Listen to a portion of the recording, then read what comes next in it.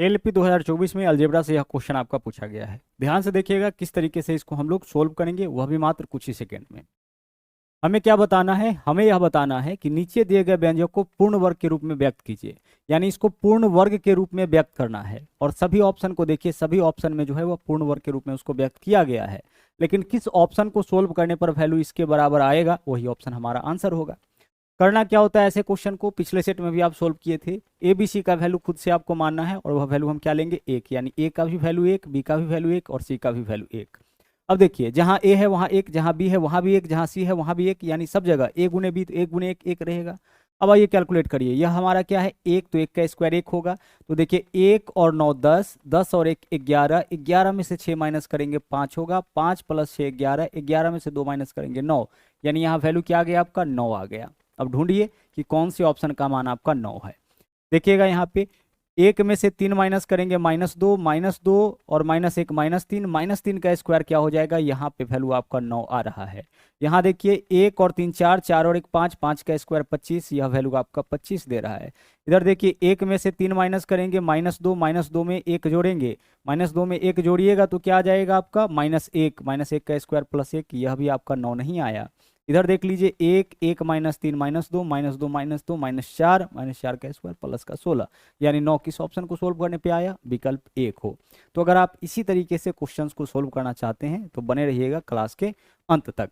नमस्कार दोस्तों, एक बार फिर से आप सभी का बहुत बहुत स्वागत है आपके अपने परिवार मैथ्स वाटिका में। तो आइए शुरू करते हैं, इस सेट के सभी क्वेश्चन को हम लोग बारी बारी से देखते हैं। पहला क्वेश्चन क्या है, देखिएगा। बोला है 72 किलोमीटर प्रति घंटा के चाल से चल रही एक रेलगाड़ी को एक खंभे को पार करने में 24 सेकंड का समय लगता है, तो हमें रेलगाड़ी की लंबाई बताना है। ध्यान से देखिएगा, रेलगाड़ी का स्पीड क्या है, 72 किलोमीटर पर आवर। तो एक चीज आपको पता होना चाहिए कि स्पीड अगर किलोमीटर पर आवर में है तो आप उसमें 5/18 से गुना कर दीजिए, इससे आपका क्या होता है, स्पीड आपका मीटर पर सेकेंड में कन्वर्ट हो जाता है।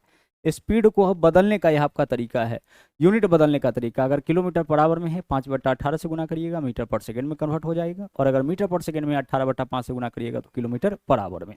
अब इसको मीटर पर सेकंड में क्यों कन्वर्ट कर रहे हैं, क्योंकि समय जो है वह सेकंड के रूप में दिया है। तो यह हो गया रेलगाड़ी का स्पीड, और इस चाल से समय लगता है 24 सेकेंड। तो चाल गुना समय, इसी से क्या निकलेगा, दूरी निकलेगा।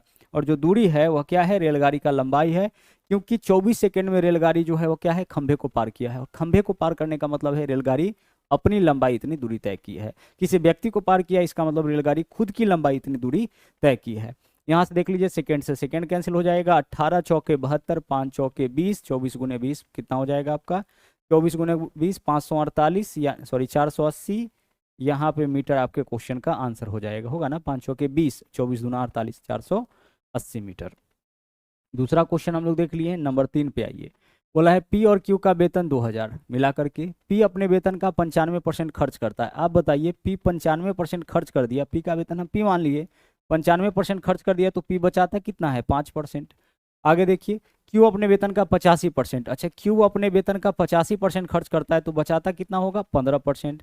यह हो गया पी का बचत, यह क्यू का बचत, दोनों का बचत यहाँ पे बोला है बराबर है, इसलिए हम दोनों का बचत निकाले। भाई पी 95% अपने आय का खर्च करता है, यानी बचाता कितना होगा, अपने आय का 5%। पी का आय हम पी मान लिए, क्यू का आय हम क्यू मान लिए। अब इसको सोल्व करिए, देखिए 5% से काटेंगे 15% को, कितना वैल्यू आएगा इधर, 3। यहाँ से आप पी अनुपात क्यू का मान निकालिए, जो पी के सामने वैल्यू दिख रहा होगा वह पी का मान, और जो क्यू के सामने दिख रहा होगा, क्यू के सामने कुछ नहीं, मतलब ये क्यू का मान 1 हो गया। तो पी और क्यू के वेतन का अनुपात यहाँ से निकल गया, क्योंकि पी का वेतन पी माने थे, क्यू का वेतन क्यू माने थे। आगे देखिए, पी और क्यू का मिलाकर के वेतन कितना है, 2000। यहाँ से बताइए अनुपात में पी और क्यू का वेतन कितना, 4, यानी 2000 जो है अनुपात 4 का मान है, 4 से भाग कर लिया, अनुपात 1 का मान निकला।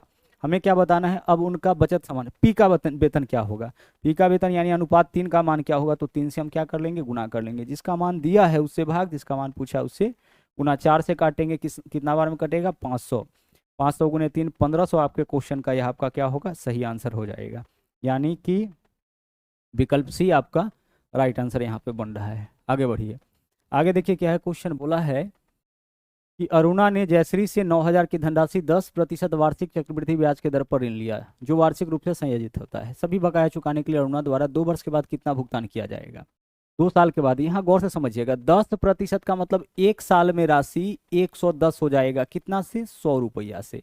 अगर मूलधन 100 रुपया है ना, तो इससे राशि कितना हो जाएगा आपका 110 रुपया हो जाएगा। 10% ब्याज जोड़ा जा रहा है, इसका मतलब यही है कि अगर मूलधन 100 है तो मिश्रधन क्या होगा 110 हो जाएगा। 1 साल में, 2 साल में कितना तो इसका पावर 2 कर लीजिएगा, 3 साल में कितना तो इसका पावर 3 कर लीजिएगा, 4 साल में कितना तो इसका पावर 4 कर लीजिएगा।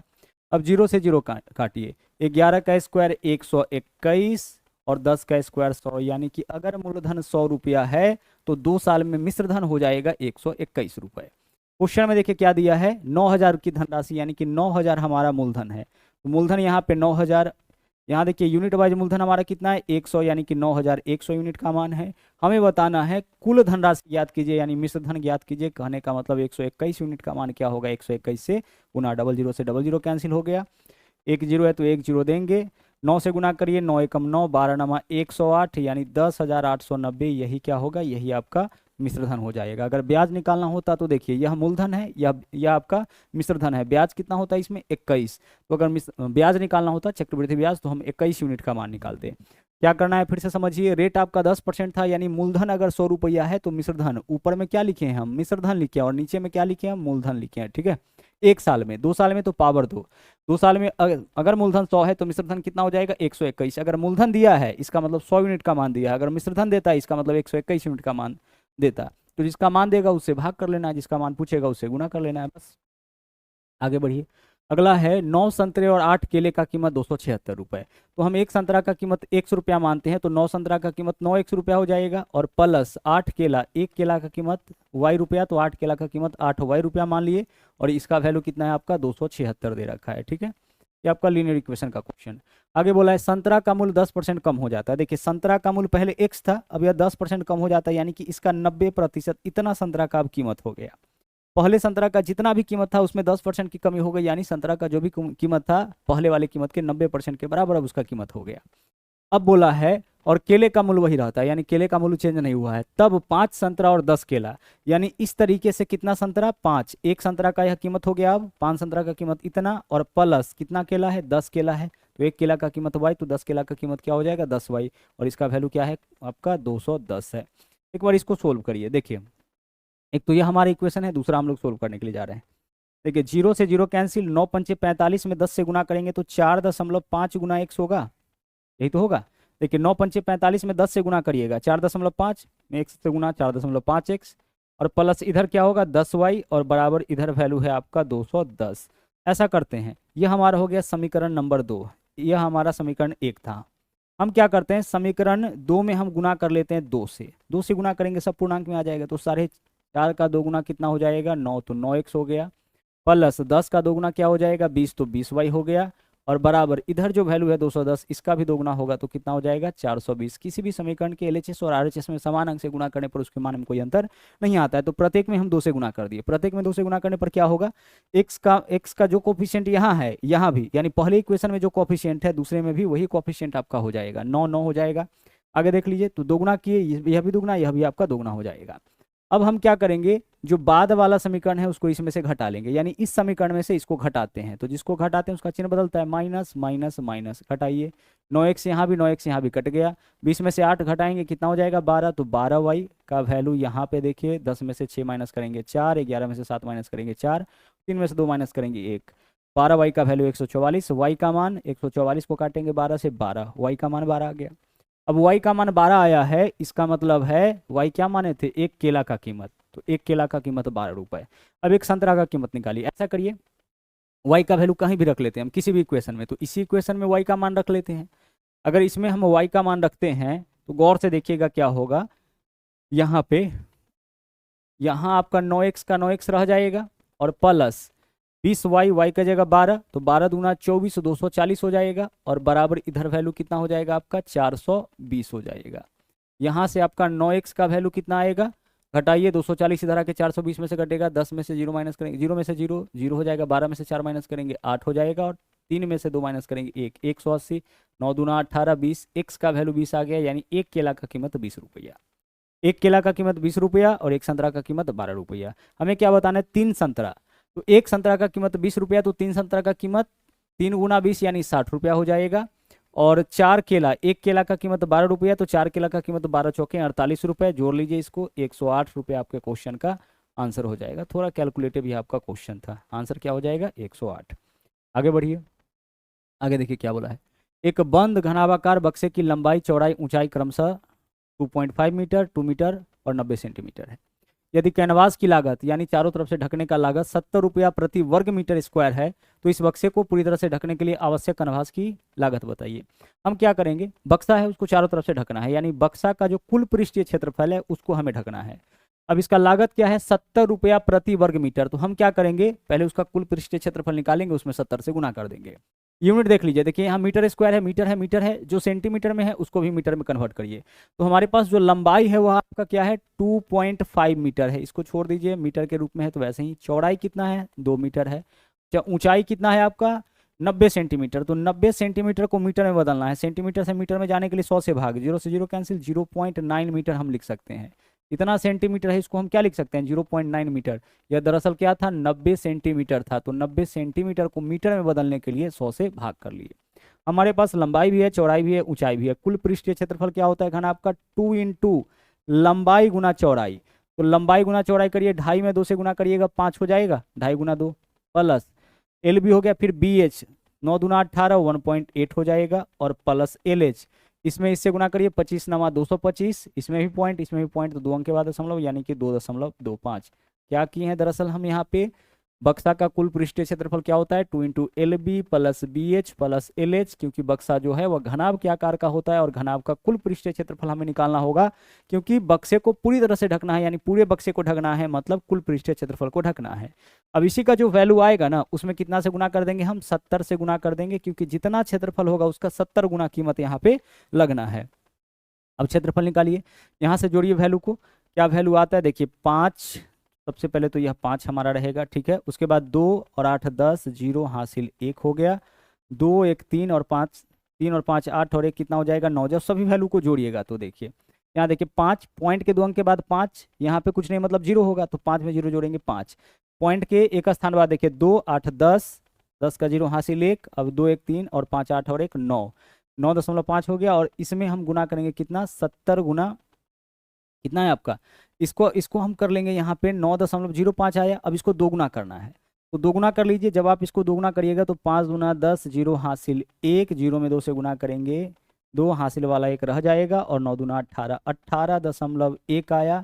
इसका वैल्यू क्या आया 18.1, जब हम इसमें इससे गुना किए, ठीक है, जब हम इससे गुना किए और इसमें गुना कर देना हमें कितना से 70 से, 70 से गुना करिए, आंसर आपका आ जाएगा यहाँ पे 0, ठीक है 0, और आगे देख लीजिए एक और 0 है तो एक और 0 दे दिए, बाकी वैल्यू का आपस में गुना कर लीजिए, 7 एकम 7 हो जाएगा।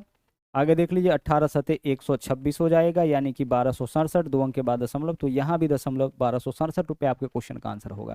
देखिए इसका वैल्यू क्या आया आपका 9.05।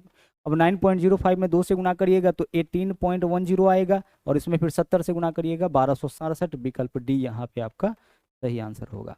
आगे चलिए अगला क्वेश्चन देखिए, चतुर्भुज पी क्यू आर एस में कोण क्यू और कोण एस का जो है योगफल 150। भाई चतुर्भुज के चारों कोण, अगर हम इस तरीके से कोई चतुर्भुज बना लेते हैं, यहाँ पे देख लीजिए पी क्यू आर एस इस तरह से है, तो चतुर्भुज का यहाँ पे बोला क्या है कि क्यू और एस दो कोण हैं, इन दोनों कोणों का योग 150, इन दोनों का योग कितना है 150 है, ठीक है, इसका और इसका योग 150 है। बाकी देख लीजिए पी और आर के बारे में बोला कि यह 4, और अब जो बच गया दोनों वह पी और आर वह 4 और 3 के अनुपात में है, यानी इस कोण का माप 4 तो इसका मान 3। एक चीज जान लीजिए, चतुर्भुज के चारों कोणों का योग होता है 360 डिग्री, किसी भी चतुर्भुज के चारों कोणों का योग 360 डिग्री।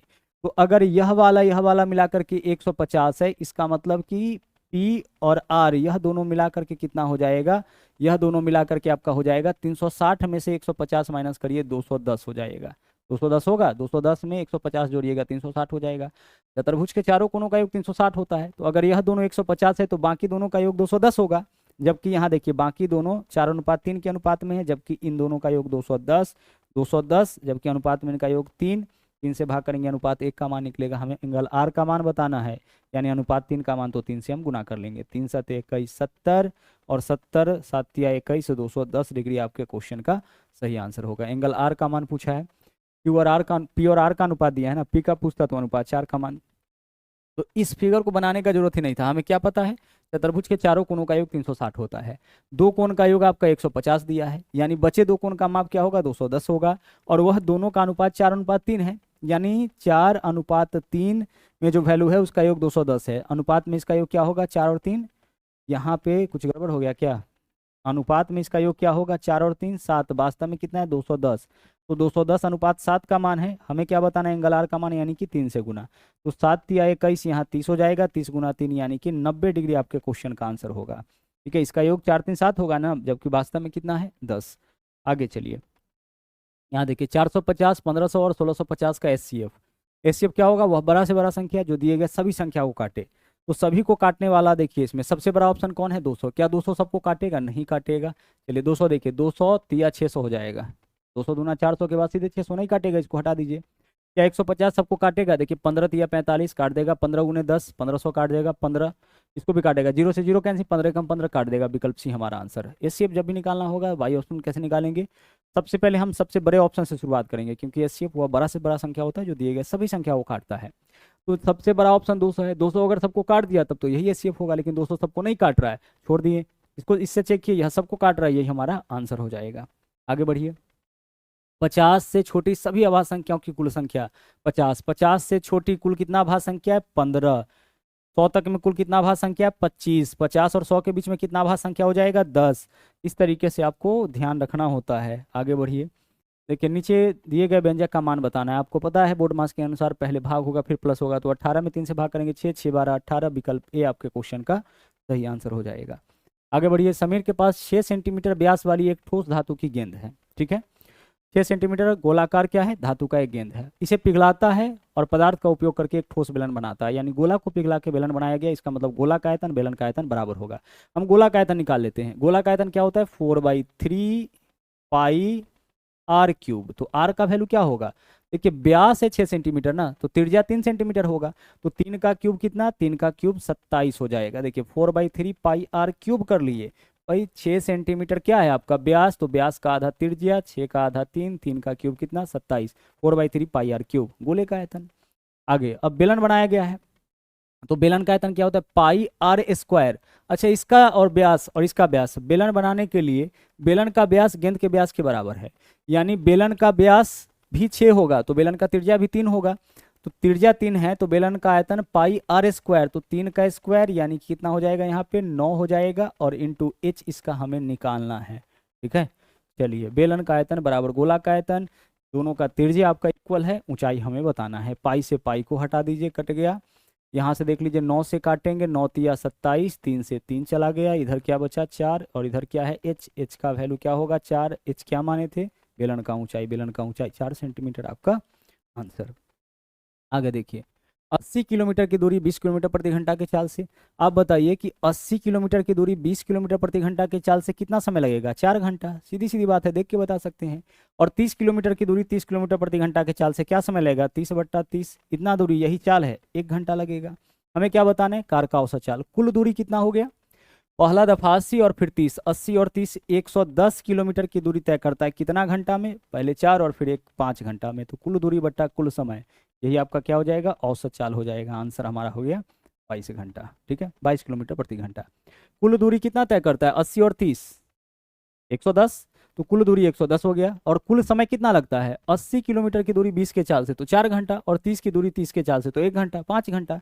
तो इतनी दूरी इतना समय, कुल दूरी कुल समय आपका औसत चाल निकल जाएगा। आगे बढ़िए, दो समानांतर सड़कों के बीच 10 मीटर का मीनार है। देखिए 2 समानांतर सड़क हो गया, एक सड़क हमारा यहाँ पे है, एक सड़क हमारा यहाँ पे है, और इसके बीच में एक आपका मीनार है। और इस मीनार का ऊंचाई कितना है आपका, मीनार का ऊंचाई आपका यहाँ पे क्वेश्चन में दे रखा है 10 मीटर है। ठीक है, 10 मीटर। चलिए यहाँ से इसको मिला दिए, यहाँ से इसको मिला दिए। आगे देखिए क्या बोला है, मीनार के शिखर से दोनों सड़कों का अवनमन कोण 30 डिग्री। देखिए दोनों का अवनमन कोण 30 डिग्री, यानी अगर मीनार के शिखर से यह सड़क का यह पॉइंट है 30 डिग्री, और दूसरा का कितना डिग्री है 45 डिग्री है। ठीक है, चलिए आगे देखिए, अब हमें क्या बताना है, सड़क एक दूसरे से लगभग कितनी दूरी पर है, सड़कों के बीच की दूरी बताना है। यानी यह हमारा पॉइंट ए हो गया, यह पॉइंट बी है, यही इसके बीच का दूरी हो गया। इसको हम सी मान लेते हैं और इसको हम डी मान लेते हैं। एक चीज आपको पता होना चाहिए कि 45 डिग्री के केस में क्या होता है, लंब बराबर आधार। तो लंब कितना है 10, तो आधार भी कितना हो जाएगा 10। खत्म इधर का काम। आगे चलिए, अब अगर यह 30 डिग्री है तो यहाँ 60 डिग्री होगा, क्योंकि राइट एंगल ट्रायंगल होता है जब भी बात हम लोग हाइट एंड डिस्टेंस की करते हैं। यह हमारा एक समकोण त्रिभुज है, इसमें यह 30 डिग्री है, यह फिक्स है 90 डिग्री, तो तीसरा 60 डिग्री होगा। त्रिभुज के तीनों कोनों का योग 180, तो यह 30 है, यह आपका 90 है, 90 30 120, तो यह 60 हो गया।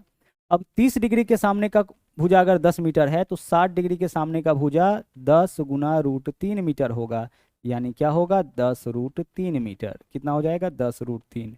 30 डिग्री के सामने का भुजा 10, तो यह 60 है ना, 60 के सामने का भुजा इसका √3 गुना। अब यहाँ से यहाँ तक का दूरी बताना है, तो 10 √3 के लिए हम लिख सकते हैं 10 गुने 1.73। दशमलव के कितने अंक तक है, 2 अंक तक है, तो इतना ही लेंगे। तो 10 से गुना करिएगा तो कितना हो जाएगा 17.3 हो जाएगा, दशमलव का स्थान पीछे आ जाएगा। तो यह वैल्यू 17.3 हो गया और यह 10 है, यानी कुल दूरी इसके बीच का क्या हो जाएगा 17.3 और प्लस 10 यानी 27.3। 27.3 आंसर हमारा क्या हो जाएगा, विकल्प ए हो जाएगा। 3-2 भी हम ले सकते थे, अगर हम 3-2 ले लेते यहाँ पे तो यहाँ भी 3-2 आ जाता, यहाँ भी हमारा 3-2 आ जाता, 3-2 और प्लस यह 10 है ना, तो 27.32। 27.32 आपके क्वेश्चन का सही आंसर हो जाता। आगे चलिए, अगला सवाल देखिए। किसी दुकानदार को 10 रुपए में एक पेन बेचने पर उसके मूल्य के 1/11 के बराबर हानि होती है। कितना हानि होता है 1/11 का, यानी 11 रुपया के वस्तु पर 1 रुपया का हानि। तो 11 रुपया के वस्तु पर हानि कितना का, देखिए यह दर्शाता है लॉस को। लॉस कितना का 1 का, वस्तु कितना का 11 का। तो 11 के वस्तु में 1 का हानि होगा, यानी कि वस्तु का विक्रय मूल्य क्या हो जाएगा 10 रुपया होगा। क्वेश्चन में क्या दिया है, किसी दुकानदार को 10 रुपए में पेन बेचने पर, तो विक्रय मूल्य 10 रुपया, यूनिट वाइज विक्रय मूल्य कितना है 10, तो 10 का मान है, हमें क्या बताना है, हमें बताना है पेन का क्रय मूल्य यानी 11 यूनिट का मान, तो 11 से गुना कर देंगे, इससे यह कैंसिल, हमारा आंसर क्या हो जाएगा 11 रुपया हमारा यहाँ पे आंसर हो जाएगा। 1/11 भाग की हानि होती है, यानी 11 रुपया में 1 रुपया का हानि, विक्रय मूल्य 10 हो जाएगा। आगे चलिए, 2 वर्ष के अंतराल पर जन्मे 5 बच्चे के आयु का योग 40 वर्ष। अच्छा, 5 बच्चे के आयु का योग 40 वर्ष है, यानी पांचों का औसत आयु क्या हो जाएगा 40/5 8 वर्ष। अच्छा, पांचों का जो औसत आयु होगा वह बीच वाला का आयु हो गया, औसत आयु यानी बीच वाला का आयु। तो 2-2 वर्ष के अंतराल पर जन्म हुए 5 बच्चे में से बीच वाला का आयु 8 वर्ष है, तो इससे आगे वाला का 10 होगा और सबसे जो बड़ा वाला होगा वह 12 होगा। इससे पहले वाला का 6 होगा और जो सबसे छोटा वाला होगा उसका आयु 4 वर्ष होगा। आप देख सकते हैं, सबको जोड़ के देखिए 40 हो जाएगा, 4 6 10 और 8 18, 18 10 28, 28 12 40 हो रहा है, और सब 2-2 वर्ष के अंतराल पर है। हमें क्या बताना है, सबसे बड़े बच्चे का आयु यानी क्या हो जाएगा 12 वर्ष हो जाएगा। रिपीट कर रहे समझिएगा, 2 वर्ष के अंतराल पर यानी 2-2 के गैप पे है। कितना बच्चा है 5 बच्चा है। 5 संख्या का औसत क्या होता है तीसरा संख्या होता है। अब 5 संख्याओं का पांचों बच्चों की आयु का योग 40 वर्ष, यानी इनका औसत आयु 40/5, 5 का योग 40 है तो औसत 40/5 8 वर्ष। तो बीच वाला का आयु 8 वर्ष, तो सबसे बड़ा जो आयु होगा जो होगा उसका आयु हो जाएगा, तीसरा बच्चा का आयु अगर 8 है तो सबसे बड़ा 5वां बच्चा होगा उसका आयु कितना हो जाएगा +2 करने पे आ जाएगा 30%, 35%। कई दफा यह क्वेश्चन आपका रिपीट हो चुका है। x प्लस जो पहला छूट है उसमें दूसरा को जोड़िए, x + y और माइनस लिखिए xy गुना 100। xy गुना क्या हो जाएगा आपका 100 हो जाएगा, यही तो होगा x + y - xy गुना 100। 0 से 0 काटिए, इसमें 35 जोड़ेंगे 65, और 65 में से 35 3 105 में से 10.5 माइनस करेंगे, 35 × 3 105, 10 से भाग करेंगे 1 अंक के बाद दशमलव, 65 में से 10 माइनस करेंगे 55, 55 में से 0.5 माइनस करेंगे 54.5% आपका यहाँ पे आंसर हो जाएगा विकल्प ए, x + y - xy/100। आगे देखिए, यह क्वेश्चन आपका अधूरा है। 1/3 भाग 7% ब्याज पर, और कितना भाग या पता नहीं, इसको छोड़ देते हैं, क्वेश्चन राइट करके वापस से आते हैं। 3 के पहले 5 गुणजों का औसत बताइए। भाई 3 का पहला गुणज क्या होगा 3 होगा, दूसरा गुणज 6 होगा, तीसरा गुणज 9 होगा, चौथा गुणज 12 होगा, पांचवा गुणज 15 होगा।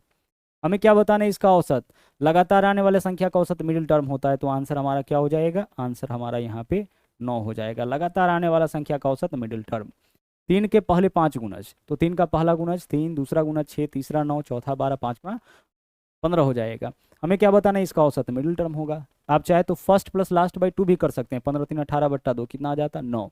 इसको ऐसे भी कर सकते हैं, 3 का पहला गुणज 3, 3 का पांचवा गुणज 3 पंचे 15, बस दोनों को जोड़ करके 2 से भाग कर लीजिए, 18/2 आंसर क्या हो जाएगा 9 हो जाएगा। पीछे के सेट में भी ऐसा क्वेश्चन आपका देखा जा चुका है। आगे देखिए, एक व्यक्ति का जनवरी फरवरी मार्च और अप्रैल महीनों का औसत मासिक वेतन 8,000। जनवरी फरवरी मार्च अप्रैल, देखिए जनवरी हो गया, फरवरी हो गया, मार्च हो गया और अप्रैल हो गया, इन 4 महीने का औसत मासिक वेतन 8,000। तो 4 महीने का औसत वेतन 8,000, यानी कुल वेतन 8,000 × 4 32,000 हो जाएगा। औसत वेतन है 4,000 प्रत्येक महीना का, तो 4 महीना का 32,000। आगे देखिए फिर क्या बोला है, फरवरी मार्च अप्रैल मई, यहाँ से फरवरी इधर लिखते हैं, फरवरी मार्च अप्रैल मई, इन 4 महीना का औसत जो है वो 85,000, ज़्यादा है इसलिए ऊपर लिखे हैं, 8500 है। तो कुल वेतन 8500 गुने 4, 8 चौक 4, तो 8 चौके 32, 5 चौके 20, 34,000 हो जाएगा। पहले 4 महीना का कुल वेतन इतना, अगले 4 महीना का कुल वेतन इतना। अब हमें क्या करना है, समीकरण 1 में से 2 को घटा लेना है। घटाने पर चिन्ह बदलता है, तो घटाइए, इसको घटा रहे तो नीचे वाला सबका चिन्ह आप बदल लीजिए, घटा लीजिए। देखिए जनवरी तो नहीं है इसमें, फरवरी प्लस में माइनस में कट गया, मार्च प्लस में माइनस में कट गया, अप्रैल प्लस में माइनस में कट गया। ऊपर में क्या बचा आपका, मई है, ध्यान रखिएगा लास्ट में है मई, और माइनस इधर क्या बचा, जून, जनवरी, जनवरी आपका माइनस में, देखिए जनवरी है ना, यह मई है, बराबर 34,000 में से 32,000 घटाएंगे, क्या बचेगा हमारे पास, 2,000 बचेगा। आगे देखिए मई का वेतन 6500 है, तो मई का वेतन कितना, 6500, तो यहाँ 6500 रख दिए, 2,000 इधर प्लस में इधर आएगा तो माइनस में, और बराबर इधर क्या हो गया, जे यानी कि जनवरी, 6500 में से 2,000 माइनस करिएगा, क्या बचेगा 4500, यानी जनवरी का वेतन आपका कितना हो गया, 4500 हो गया। आंसर यहाँ पे आपका बन रहा है 4500। यदि 3 संख्याएं 5, 6, 8 के अनुपात में, ठीक है, उनका योग 3800, उनका योग कितना 3800, अनुपातिक योग बताइए कितना है सर, अनुपातिक योग है 5, 6, 11, 8, 19, यानी 3800 अनुपात 19 का मान है, 19 से भाग कर लिया, अनुपात 1 का मान निकला। सबसे बड़ी संख्या, सबसे बड़ा कौन है, अनुपात 8 का मान 6, 8 से गुना कर लीजिए, जिसका मान दिया है उससे भाग, जिसका मान पूछा है उससे गुना, 1900 दूना 3800, 8 दूना 1600, आपके क्वेश्चन का सही आंसर यहाँ पे हो जाएगा। ठीक है, आगे बढ़िए, अगला सवाल देखिए, हमें क्या बताना है, शुक्रवार को कैश और ऑनलाइन मिलाकर के कुल कितना टिकट बिका। शुक्रवार को यहाँ देख लीजिए, कैश में बिका है 725, ऑनलाइन 525, 725 में 525 जोड़ेंगे 1250, आंसर हमारा क्या हो गया, विकल्प डी हो गया। तो इस तरीके से यह सेट भी आपका कंप्लीट हो गया। कुल मिला के 3 सेट हम लोग अब तक देख चुके हैं। अगर पीछे का सेट आप नहीं देखें तो उसको भी जरूर देखिएगा, वहाँ भी आपको इंपॉर्टेंट कॉन्सेप्ट कराए गए हैं। तो आज के लिए इतना ही, एक बार फिर से मिलते हैं अगले क्लास में अगले सेट के साथ। थैंक यू, जय हिंद।